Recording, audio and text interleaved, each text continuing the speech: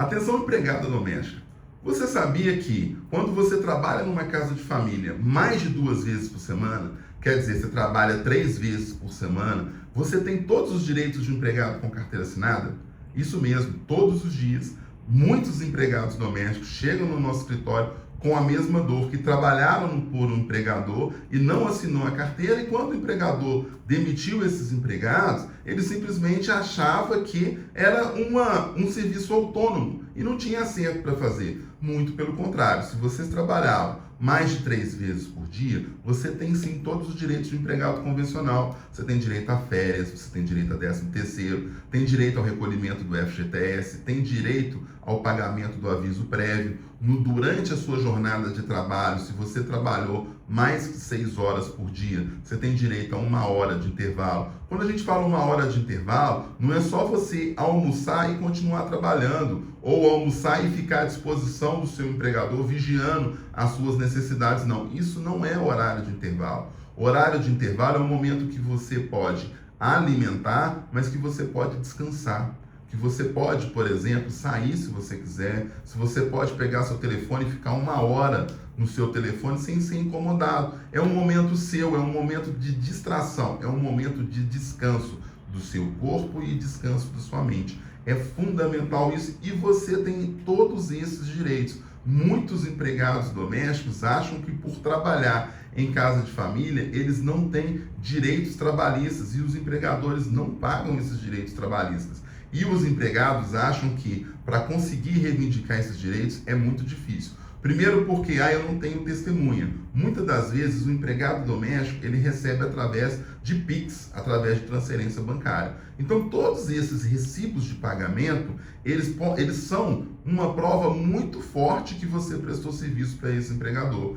Mensagens de WhatsApp, cobranças de rotina, fulano tem que dar leite para isso, tem que levar o menino na escola, tem que, sei lá, lavar roupa. Todas essas atividades são atividades impostas pelo empregador. E isso demonstra na justiça subordinação. E o juiz sabe da dificuldade que o empregado doméstico tem de poder trazer uma testemunha, que muitas das vezes não tem. Só quando a família é muito rica, ela tem 1, 2, 3 empregados, empregados só para cozinhar, empregados só para poder cuidar da casa, mas isso não é a realidade de todo mundo, isso é exceção. A maioria dos empregados, eles trabalham sozinhos. Outra coisa muito comum de acontecer são os empregados começarem a trabalhar, por exemplo, 8 horas da manhã e ficarem até o jantar no empregador, ficarem até 7, ficar até 8 horas. Alguns desses empregados domésticos até dormem na casa, quando são contratados como cuidadores de idosos, por exemplo, que eles ficam literalmente à disposição do idoso. Esses empregados, quando vão sair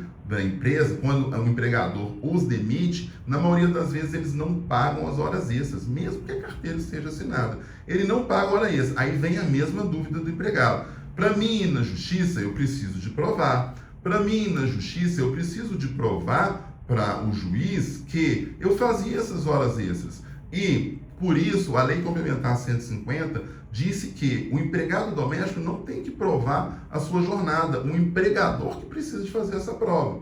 Como é que o empregador faz essa prova? Funciona como se fosse registro de cartão de ponto. Por exemplo, se você trabalha numa empresa, a empresa tem que cumprir, obrigação de controlar a sua jornada. Quantas horas que aquele empregado trabalhou durante o mês?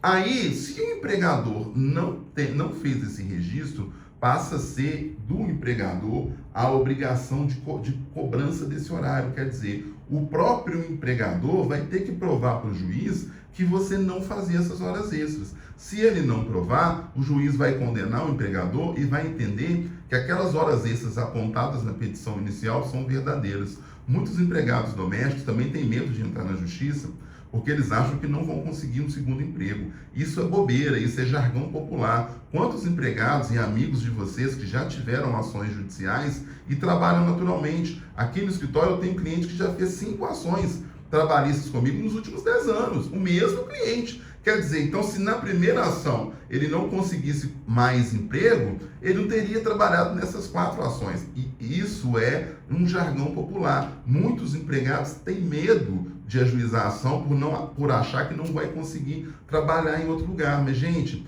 por incrível que pareça, a realidade hoje do nosso país é um déficit de trabalho.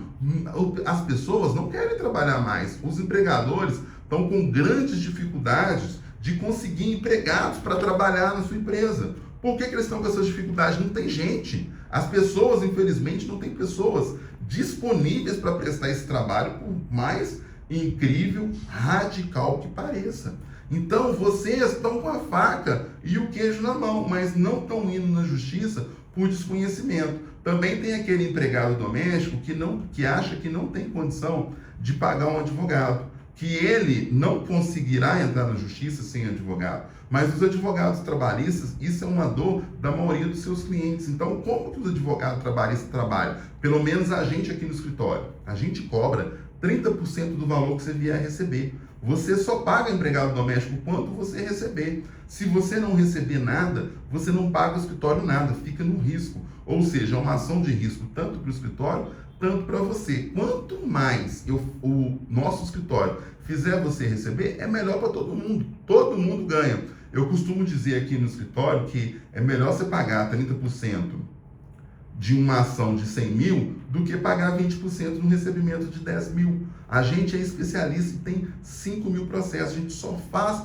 ação trabalhista o tempo todo, todos os dias, repetindo ação trabalhista e também a ação de empregados domésticos. A gente é especializado no nicho de empregado doméstico. Se você, empregado doméstico, tem dúvida de como está o seu contrato de trabalho, dúvida do seu acerto, dúvidas da conduta que o seu empregador está tendo com você, do número de horas que você trabalha todos os dias, gente, entre em contato com a gente. Nossa equipe está altamente treinada e pronta para te atender nas suas mais variadas dores. E também muita gente tem uma dor na advocacia, que é o tempo que um processo vai demorar. Eu vou entrar na justiça, o processo vai demorar 20 anos. Gente, mentira!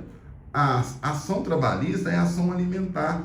Os juízes entendem que aquele direito que o empregado tem, o empregado doméstico, é seu alimento, é o sustento da sua família. Então, esse tipo de ação, ela tem que ter prioridade e tem que ser ações rápidas. Então, ao ajuizar a ação, pelo menos aqui em Minas Gerais, 30 dias a gente já tem audiência. E outra coisa, a gente é daqui de Belo Horizonte, mas a gente atende o Brasil inteiro. Então, qualquer canto do Brasil que você, empregado doméstico, precisar do advogado, você pode entrar em contato com a gente. Pessoal, me despeço de vocês aqui com uma satisfação enorme. Você que ficou até aqui, eu peço a gentileza que curta e siga o canal. Gente, estamos sempre juntos. Um forte abraço.